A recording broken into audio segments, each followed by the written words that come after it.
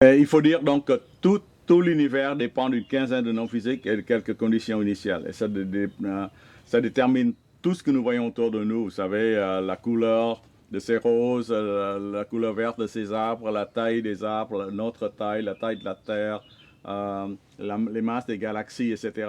Toutes les propriétés de l'univers sont déterminées une fois que nous avons fixé les constantes physiques et les conditions initiales.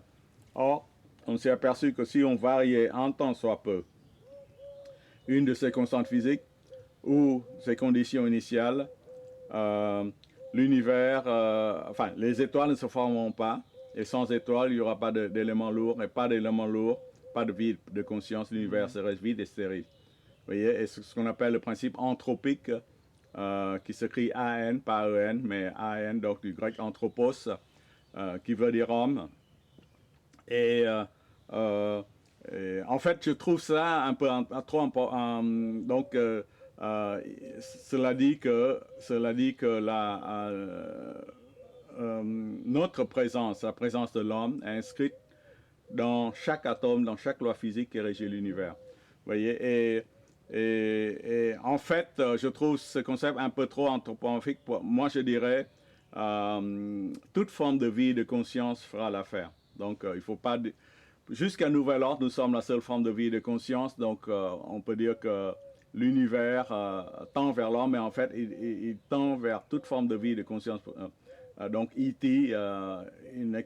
Sera tout à fait possible aussi dans ce point de vue. Et donc,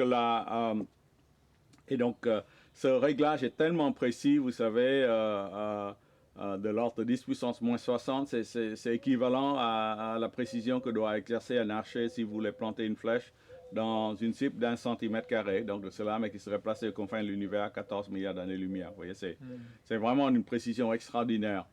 Alors, que penser de ce réglage extraordinaire? Alors, je pense que pour faire simple, le pari métaphysique qu'on peut faire se divise entre ce que j'appelle, donc je reprends les termes de Jacques Monod, le hasard et la nécessité. Vous voyez, et je dis un pari métaphysique parce que la science ne peut pas démontrer soit le hasard, soit la nécessité. En fait, les deux sont possibles. Si vous pensez que tout est hasard, que rien n'a de sens, c'est possible, mais à ce moment-là, pour expliquer la précision extraordinaire du réglage que je viens de vous expliquer, hein, le réglage de 10 puissance moins 60, il faut au moins 10 puissance 60 univers parallèles, ce qu'on appelle un multivers. Et donc, il faut, dans tous ces univers parallèles au nôtre, les combinaisons des constantes physiques et des lois, des conditions initiales sera perdante et donc l'univers sera vide et stérile. Sauf dans le nôtre où par hasard la combinaison gagnante est sortie et nous sommes le gros lot en quelque sorte. Vous voyez, donc le hasard égale multivers. Donc si vous aimez l'hypothèse du hasard, vous postulez une infinité d'univers parallèles, ou au moins 10 puissance 60 univers parallèles. Et à ce moment-là, vous pouvez dire que peut-être que nous sommes par hasard dans un univers qui nous est complètement indifférent. Donc une conclusion à la Jacques Monod. Mais si vous pensez qu'il y a un seul univers, pour expliquer ce réglage extrêmement précis, il faut ce que j'appelle un principe créateur. Donc, de nouveau, je répète, le principe créateur, ce n'est pas un dieu barbu personnifié, c'est la manifestation même des lois physiques dans la nature. Ces lois physiques qui font la beauté et la complexité du monde. Voilà. Donc, hasard égale multivers, nécessité égale univers. Donc, s'il y a un seul univers, il faut un principe créateur, ce que j'appelle un principe nécessaire.